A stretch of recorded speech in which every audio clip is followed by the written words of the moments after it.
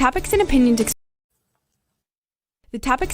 expressed on the following show are solely those of the hosts and their guests and not those of W4WN Radio, its employees, or affiliates. We make no recommendations or endorsements for radio show programs, services, or products mentioned on air or on our web. No liability, explicit or implied, shall be extended to W4WN Radio, its employees, or affiliates. Any questions or comments should be directed to those show hosts. Thank you for choosing W4WN Radio. This is Beyond Confidence with your host, Divya Parekh. Do you want to live a more fulfilling life? Do you want to live your legacy and achieve your personal, professional, and financial goals? Well, coming up on Divya Parekh's Beyond Confidence, you will hear real stories of leaders, entrepreneurs, and achievers who have stepped into discomfort, shattered their status quo, and are living the life they want. You will learn how relationships are the key to achieving your aspirations and financial goals. Moving your career or business forward does not have to happen at the expense of your personal or family life, or vice versa. Learn more at www.divyaparekh.com, and you can connect with Divya at contact@divyaparekh.com. This is Beyond Confidence, and now here's your host, Divya Parekh. Good morning, listeners. And I know this is a change and shift in our timing, and that's okay. During the daytime, I am still dedicated to bringing you value and serving you folks. So yes, this is the first show with changing our time, and I gotta share that I'm excited because we have had a couple of shows at different timings. So thank you for staying with us. And you know, I love you guys. And anytime you need me to bring in any stories and any resources, do let me know. So folks, thrilled to be here with you as always. And just a couple of things I want to share with you is that, one, it's awesome that you have supported us in buying our books, Expert to Influencer, and you'll be seeing it in the ticker that continues to play out. And also, I want to let you know that the profits from our books, when you buy our books, part of the profits are going to entrepreneurs impacted by COVID-19. So thank you for helping us, helping them. And as I always bring it up, I want to invite you, challenge you to share 1 hour of your time every month without any strings attached with someone that will benefit. And you could spread it out throughout the month, whether it's in the form of a smile or whether it's doing something for your neighbor or something. You'll find it's so easy to help somebody out. And think about it, even if 100 million people in the US alone, yes, in the US alone, 100 million hours of kindness every month. So think about the magnitude of impact we could achieve together. So let's get started and welcome our guest, Jennifer Horspool. Thank you. Hello, Divya. How are you? I'm great. How are you? I'm fantastic. Thank you so much for hosting me today. And I'm sorry, I got your name wrong. Jennifer Horspool. Is that right? Correct? Horspool. Like if there was a really more elegant way to say it, I would say it, but it's pretty much just like a horse in a pool, but no E in my horse.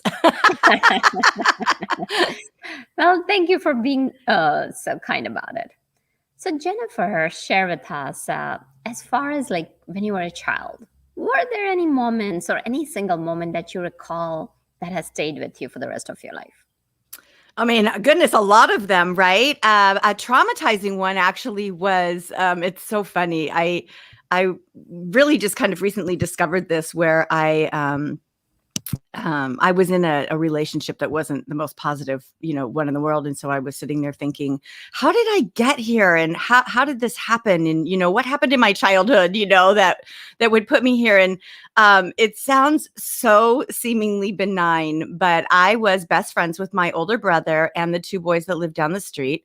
And then one day, the boy that was my age and I went to kindergarten, and the two older boys went to first grade. And when they got home, I was so excited they were going to tell me all about big first grade. And instead, what they learned was that girls have cooties.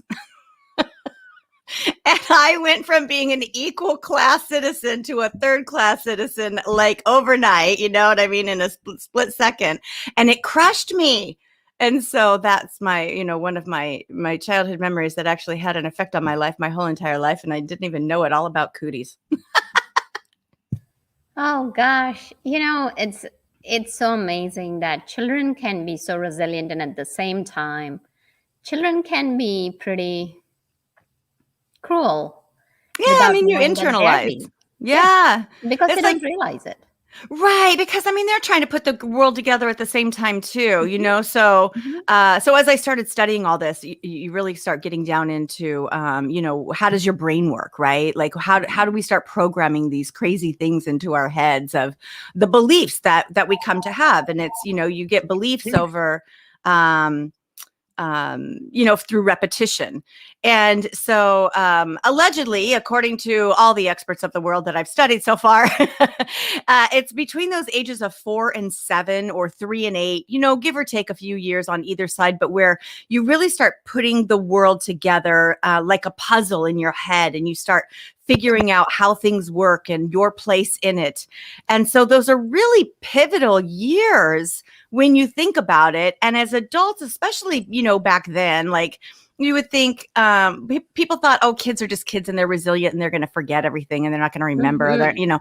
They remember everything because they're recording it and paying more attention than we have ever given them credit for, because they're putting their puzzle pieces together. And once that puzzle is put together, by the time they're 7, 8, 9 years old, that's the way the puzzle is. And it takes a Yeah. monumental event to actually change that way of thinking. Absolutely. And I don't know if you've heard of the saying, little pictures have big ears. And so many times, parents will forget. I mean, even as adults, even as a parent myself, you tend to forget, oh, kids are playing. And as you mentioned, kids will be kids. And you talk about it. And then you'll hear maybe a few days down the road, oh, yeah, mom, you said this. And you'll be surprised how much they can retain. So, and coming from a neuroscience background, definitely what you're sharing is important and something to be aware of. So, Jennifer, as you grew in your life from high school to, future on, where were your interests? I love adventure. So Hmm. I like living a little bit on the edge. It's been kind of interesting. I've been an at home, or I've been working from my house for more or less for 10 years now, right? So when COVID quarantine happened, I was sort of like, everybody's complaining like, oh my God, I'm stuck in my home. I'm like, welcome to my world. But but really the whole quarantine is like, where's the people? Because there's like everything got put on hold. I was a skydiver at one point. That was my sport for a little while until I got injured. I love traveling. I love exploring. I love going to new cultures and meeting new people and just finding out what makes other people tick. I have extreme interest in people, which is kind of how I went into public relations. Is I'm a storyteller, right? And everybody is full of stories, and businesses are full of stories, and they're for people. And so my adventure turned into travel, which then turned into learning, which turned into understanding more people and backgrounds and cultures and what drives everyone, from the inside. So, tell us a bit more about that time when you were traveling. So, when you were young, fresh out of school, how did your career evolve? I started off in nonprofit. Hmm. I got married really young, and I thought, my job can be, my paycheck doesn't matter. I just earn whatever I want, but I'm going to do good in the world. And I loved it. I started off in a nonprofit that helped people with developmental disabilities get jobs out in the community. And then I transferred into the American Cancer Society, where I got to rebrand a ton of programs and bring life into new things and birth new programs and birth new events and all kinds of stuff like that. And then I transitioned into agency and corporate, and I worked for mom and pops, and I've worked for Xerox, I've worked for Pepsi, and now I've been owning my own business for about 6 years. But my favorite career turnaround story actually is I moved to Texas. I had this great opportunity to work with a company called US Oncology. And at the time, they were both unknown and unliked. They were a very generic name. So, and they had refused to really put themselves out in the media or really claim their brand. Because they had gotten injured in the media a few years prior. They had their messaging a little bit wrong. So they were unknown outside of the industry, and with inside of the industry, because they never claimed their brand, they allowed their competitors to claim their brand for them. And lo and behold, your competitors don't say the greatest things about you, right? So there were all these misnomers when I came in there, and I got to turn the whole brand around. We went from 0 media inclusion to 350 stories in the very first year, and then followed by 500 and 600 plus stories every year since then. And with social media now, it's just, exponential. It's fun. It's a really great story. Right. So no, that's definitely is. So you talk about culture, right? So let's focus on the culture, because so many things are happening right now. As it is, people are burnt out. I don't know if you've heard of the Great Resignation, folks. Yeah. The listeners, here's what I'm talking about. There was a survey done by Monster.com platform. And out of the survey, what they found out was that 94% of people wanted to leave their job. So that's why it's called the Great Resignation. And also around 93 to 94% of people mentioned that they were burned out. Mm-hmm. And when you're talking about this, burnt out, so what happens is there are a lot of managers and leaders who are taking upon themselves to handle employees, not realizing that during that time they're getting burnt out too, because there's only so much any person has the capacity for things. So during these times, culture is so important, right? We have the hybrid culture, we have totally remote culture, people are tired of uncertainty. So tell us, first of all, how do you define a company culture? And then secondly, how would you go about sharing with people as to, if the leaders are there, what culture they could create a new culture that would serve not only employees, but the leaders too? Yeah, no, those are really great questions. So the culture of your company is basically the personality of your company. It's based on your brand. Your brand is this really weird thing that is about you, but you don't actually get to determine your brand. Other people decide what your brand is to them, because it's based on their expectations of you or of your products or of your staff or of your results, of your industry. We have different brands for different things, because that's, again, we're talking about how the brain works. Our brains work in compartments, right? Everything. That's why we have that saying, think out of the box, because our brains put everything in the box, right? Like, we want boxes. That way we understand things. Okay, that belongs with this. We get that. So your culture, you want to actually drive your culture on purpose, right? So your culture happens regardless of whether you pay attention to it. Your brand happens regardless of whether you pay attention to it. It doesn't matter. Every single person, place, thing, event has a brand. It's the expectations that people have when they think of it, right? So you can get into brand specifics, like if you go to Disneyland, there are certain expectations that you have that are completely different than if you go to Six Flags somewhere. You know what I mean? They're different brands, different cultures. They run off different things. So to really build a brand or build your culture with purpose, you want to consider your mission and your vision and your values, right? So where the burnout comes in is people are doing a job instead of working for a mission. They're not bought into why you exist and why is it so important that they do their job so well. They're like, all they care about eventually, if they're burned out, is getting that paycheck, right? They're earning a paycheck instead of working towards a cause. And business is the business of solving problems. So how can you solve problems better than everyone else? And that's really kind of where the whole entire thing starts coming together, right?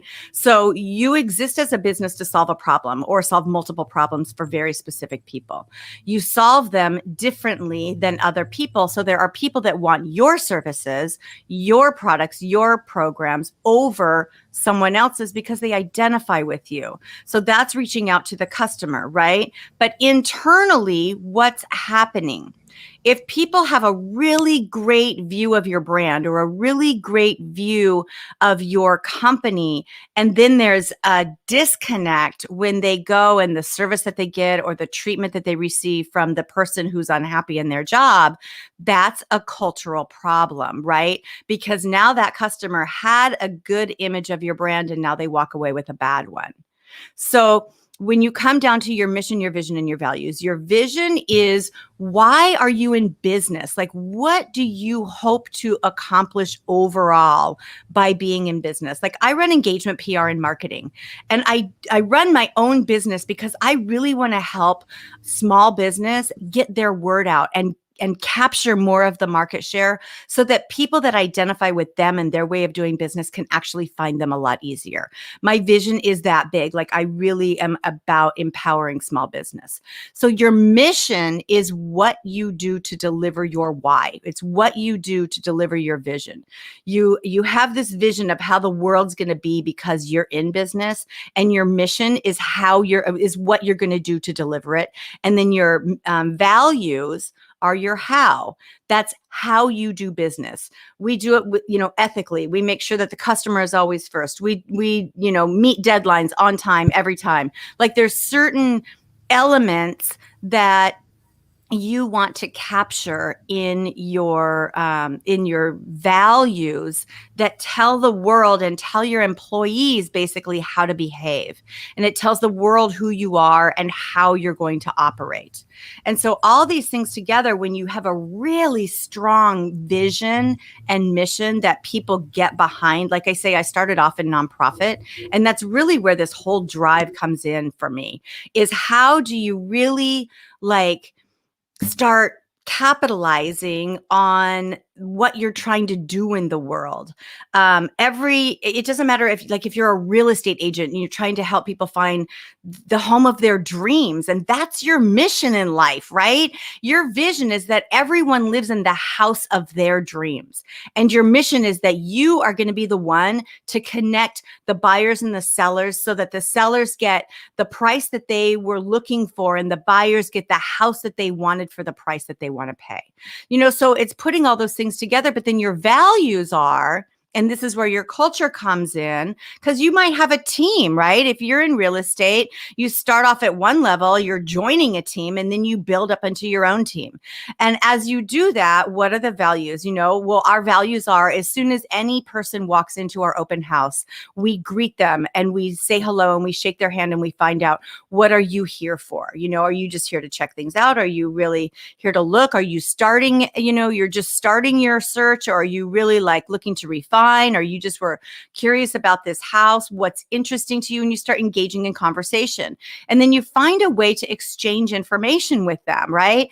Hand them your business card, and your business card you should turn into really like a selling card, right? So have something on your business card that people can grab from you that's of value to them. And then you get an automatic exchange where you're getting their email address or their phone number or something, and they're getting a piece of valuable information, whatever that you think that is that they want. The 10 tips that every first-time home buyer needs to know, or the 10 tips that every person buying a house 20 years older or something needs to know. There's different, you can come up with all kinds of creative things, but you want to do something that provides value. And then education to your clientele becomes one of your values. And then your employees know how to behave, that they are empowered to share their knowledge with clientele in order to get people to know them, see them, trust them, like them, and want to buy from them. Does that make sense? Yeah, it definitely makes sense. And so Jennifer, what you're sharing is that start out with your why. And here are the hard truths that a lot of things that are coming out. There are a lot of companies out there who have their whys defined, who are in a place where they are looking out for their employees. And yet what's happening is that with this uncertainty, because there is being something of a nature that nobody has seen it before, what's happening is that there's a disruption. And of course, I'm sure you've heard of the disruption leadership, disruption marketing. A lot of things happen. So when the disruption happens, there's a need of taking that one step further. And when you take that one step further, is that the alignment. And that goes back to what you were talking about, is the core values. That are your employees aligned with core values? Because just telling them is not enough anymore. It's about engaging with the Z generation and millennials in a different way. So seeing where they are at, meeting them where they're at. So in your experience, when people kind of know, the vision, mission statement can become those handouts. It can be on the website. It can be those pamphlets and all that. And be there. What's a good way of not only connecting with your employees, but just kind of engaging them in a way that they're living it? And like you said, that they would be proud to share it out. Yeah, I mean, those are really, really good points that you've made and really great questions. I think when people burn out, and it's not what we're going through right now, and where you're the great, what did you call it? The great disengagement, the great, what did you call it? Anyway, it's people, the great resignation. The great resignation. I was like, the great exodus. What was it?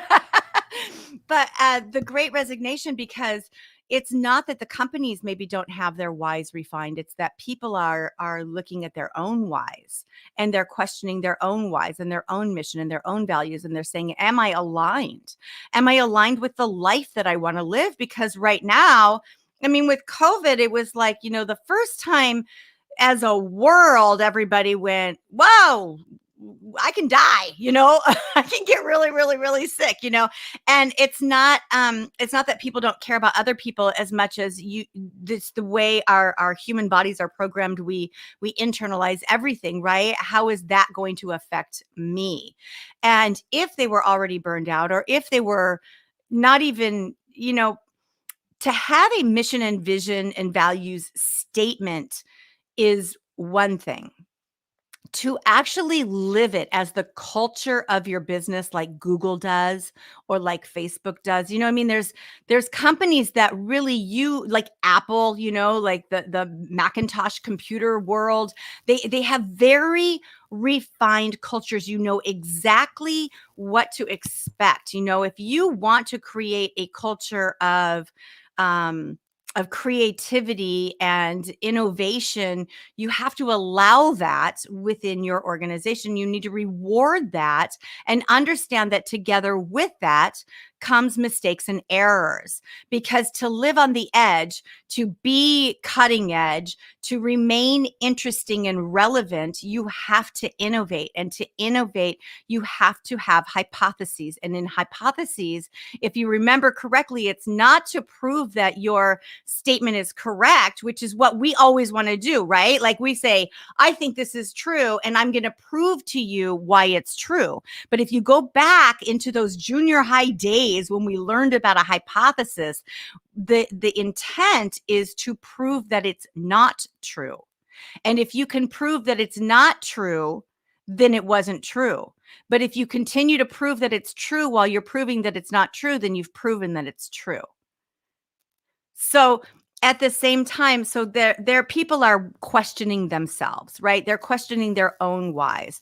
So your job as a company owner, your job as the leadership of the company, is to perhaps bring out those mission, vision, and values and discuss them as a group. Start with the vision is this still your vision? Is this still, I mean, typically you want to create a mission, vision, and values that are so strong and so solid that you never need to change them, that you are always, as a company, as a staff, and as a unit, bought into it.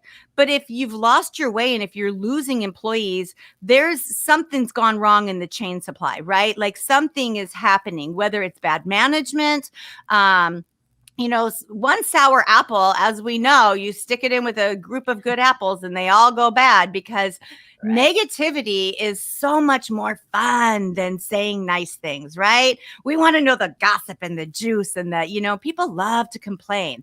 And especially when we're feeling insecure about our stance in the whole world, people love to complain. So if that's happening in your company, it's time to pull those things out and really start looking at them from a company perspective. And you can say, excuse me, we set this as our vision for this reason, and we created this mission to deliver this mission for this reason, and these are the reasons we came up with these values. But now we want your feedback. Does this still resonate? Should this still be our mission? What should our mission be? And it might even just be a little tweak of it, but it's getting people, your entire staff, I don't care if you have 10,000 people, get them involved in the conversation. Even if you have 100,000 people, you break it up into small groups and you get people's real, actual feedback, and you listen to it and you absorb it and you analyze it and you figure it out, and you continue to have discussions until the huge majority of people are bought into, this is our vision. This is why we exist as a business. And we're going to deliver this as our mission, because this is going to get us to our vision this much quicker, and get everybody bought in. And those who don't belong will weed themselves out. And then you can hire new staff. And then you start hiring based on that mission, vision, and values. And you start hiring towards the cause of your business. And that's where you really start getting the fire. And then you have the employees that really start driving your business, and they come at it from a hungry perspective. Like, it doesn't matter what generation it is. Everybody wants to be able to contribute in a positive way. They want to be able to say that this is my education, and this is my worth, and this is my personal perspective of how I'm making a difference towards this mission and vision. Like, people want to get behind a cause. And your business is their cause. That's why they work there. Well, beautifully put, Jennifer. And I totally agree with you that it's not only about creating that vision, mission, and values and not doing with it. It's also that alignment, creating that harmony. And I'm a fan of mindfulness because I'm a mindfulness practitioner, especially today, when we have so many issues going on. It's so important to bring that mindfulness in the culture, not only in the leadership, also looking at the leadership that, okay, you are here. These are our mission, vision, values. Are we aligned with it? Where are we going? Bringing that company culture back to the cause. Because actually there's a circuit. There are 4 different circuits according to Richard, one of the leading neuroscientists. And one circuit is about helping others. And when you are there as a leader, embodying it, meeting people where they're at, and pulling them in to be part of the solution, having those conversations that you talked about, involving them. And when employees, or for that matter, customers become part of your solution, that's when they become the champions of your brand. As you were talking about, that culture becomes your brand. And now what's happening is that those conversations are leading to engagement, and engagement is satisfying that hunger, that craving, that yearning, that I want to be more. And you really said something beautiful, is that employees are questioning, because what happened was pandemic did bring, yes, it has had its fair share of problems and adversities and challenges, but what it has brought forth, if we were to take a look at the silver lining too, is bringing that hard question we don't talk about, that each of us have a definitive lifetime, and that brought to the forefront, okay, this could impact anybody. How do I want to spend my life? So it's important to amalgamate and marry those two things together, that how is your employees' values and your company's values are aligned. And something you said, I also want to like reinforce that point, is hiring people who fit that culture. Mm-hmm. Yeah, that's so key. When you talk about the bad apple, so many times what happens is it's not that simple to remove that toxic culture. So now let's say you have a bad apple.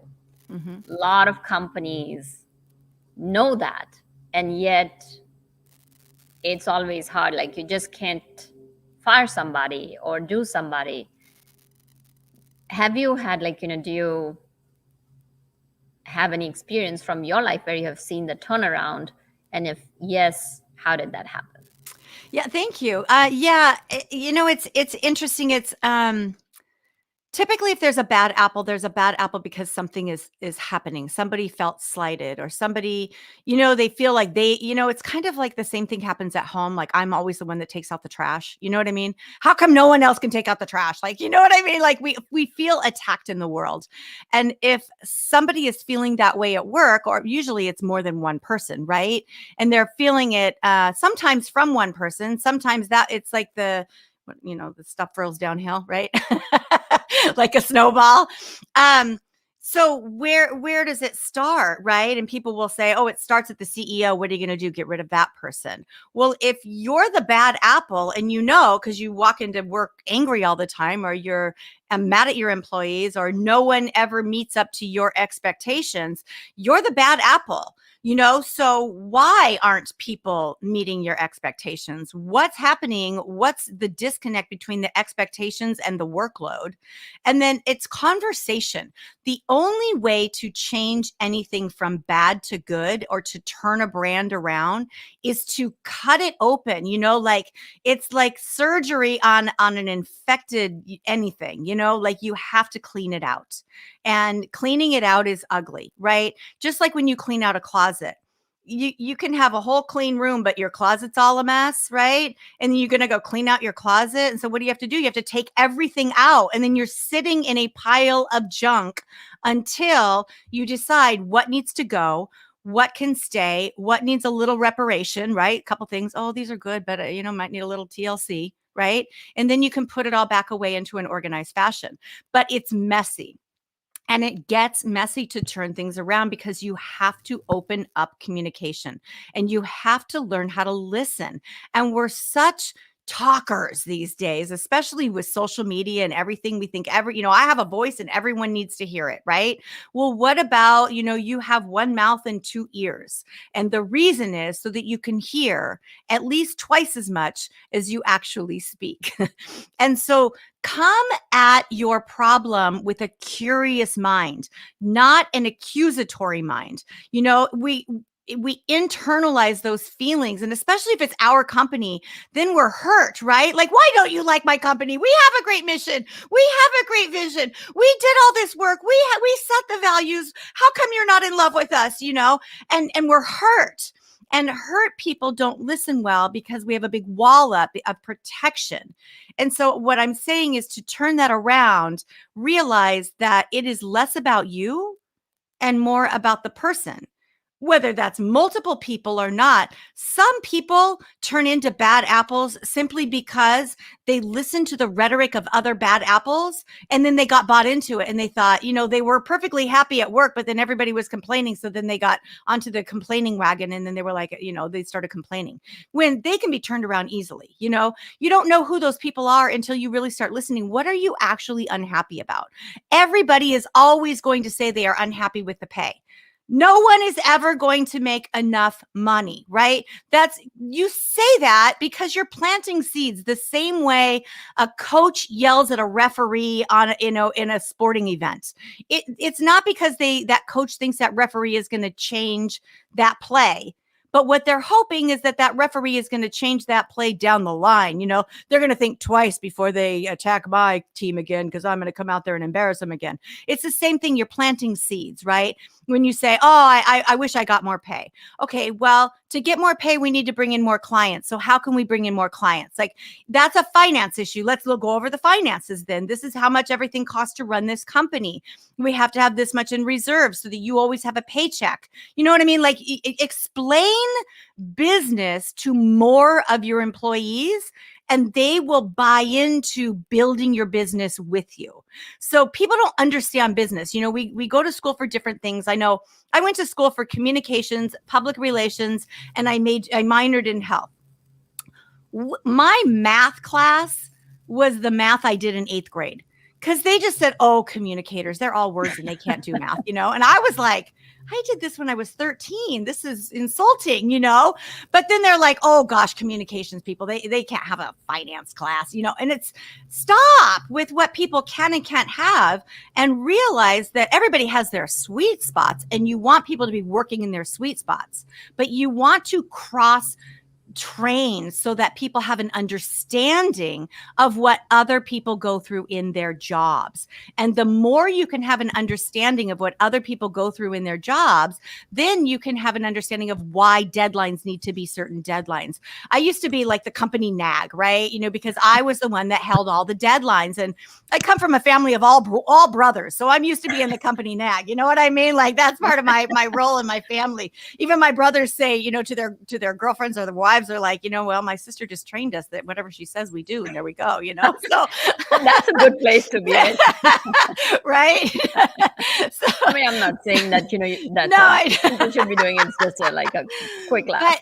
But everybody was, you know, I'm also friendly with people. And so then they would say, oh, I'm friends with Jen. You know, I can, you know, stretch this deadline out. So then I would have to come to them and say, it's not that I don't trust you for the deadline. It's that I have this deadline because this has to happen, and then this has to happen, and then this has to happen. And all these things have to happen. And if you're late, then the whole production line gets late. And then the whole, you know, so it's like, bring people into your world. Don't make your problems their problems, but just show them the domino effect of them not meeting their deadline, right? They don't want to have to care because they are in their world. Right? They're busy in their world. And so, you know, invite yourself into their world to understand what pressures they're under. And then at the same time, invite other people into your world. And it's really communication. Communication is the key to every single problem in life. If we would take our walls down and put our hurt aside and realize that that's ego. Ego's hurt, right? That those are emotions. Put the emotions and take the emotions out of it and just listen and hear people from their real perspective.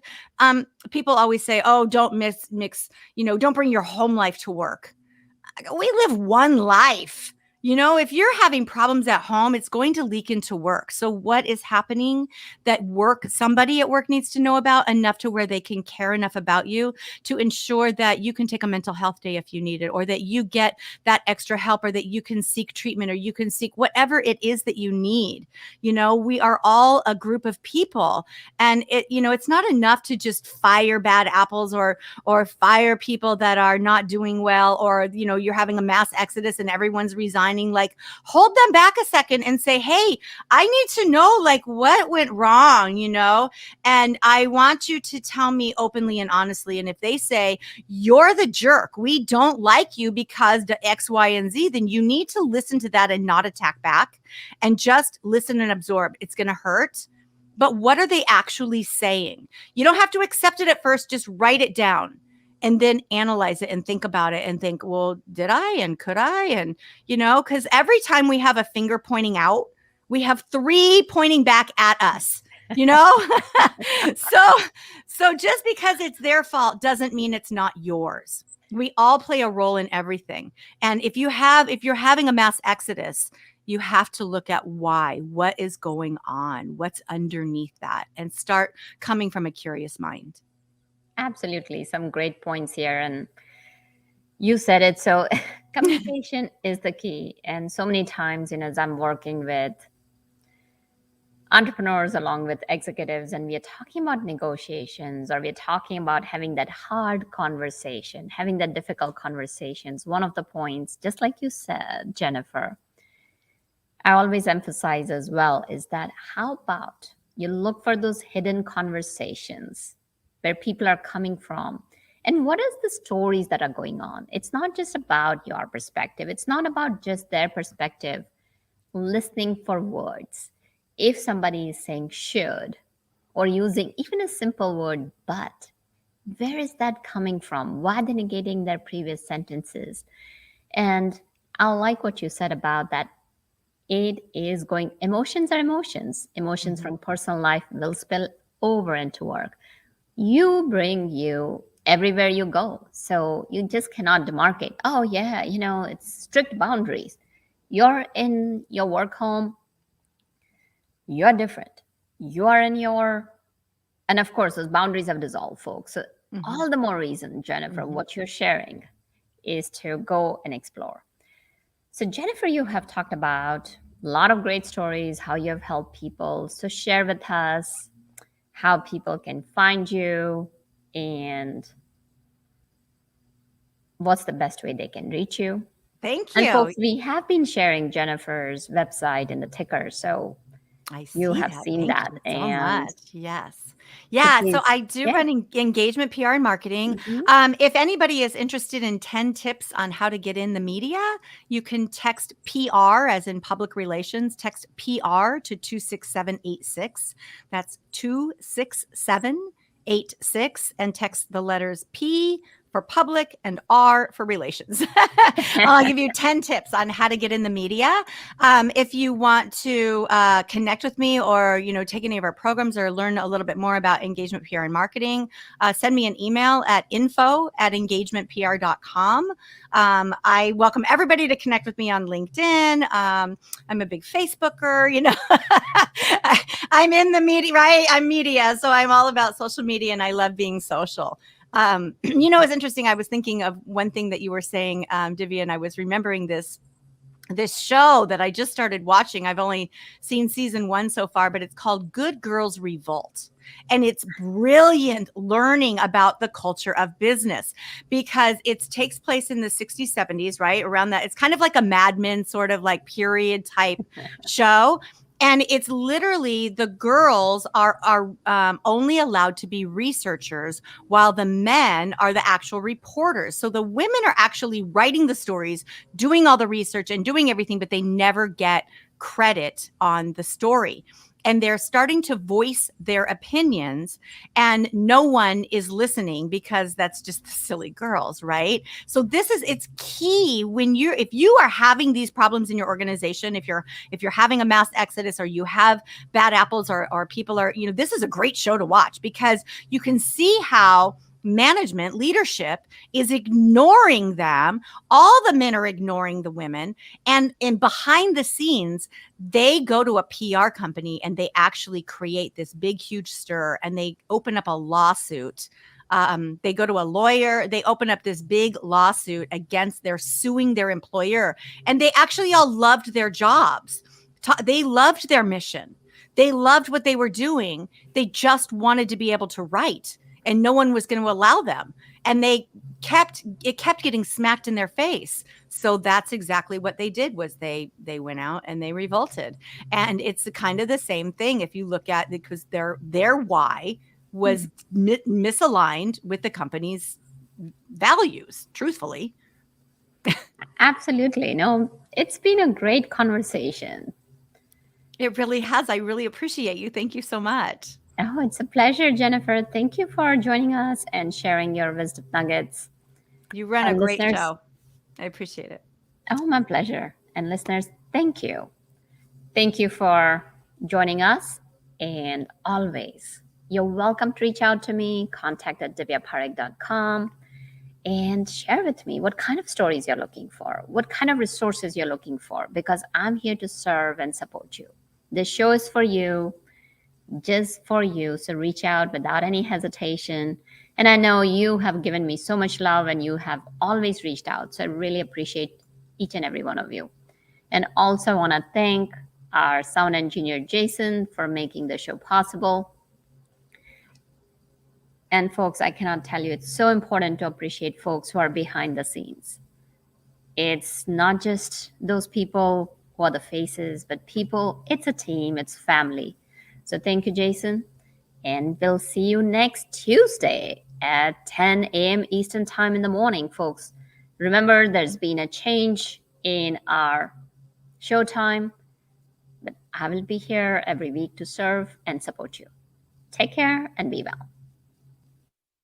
Thank you for being part of Beyond Confidence with your host, Divya Parekh. We hope you have learned more about how to start living the life you want. Each week on Beyond Confidence, you hear stories of real people who have experienced growth by overcoming their fears and building meaningful relationships. During Beyond Confidence, Divya Parekh shares what happened to her when she stepped out of her comfort zone to work directly with people across the globe. She not only coaches people how to form heart connections, but also transform relationships to mutually beneficial partnerships as they strive to live the life they want. If you are ready to live the life you want and leverage your strengths, learn more at www.divyaparekh.com. And you can connect with Divya at contact@divyaparekh.com. We look forward to you joining us next week, Monday, 8 p.m. Eastern Time.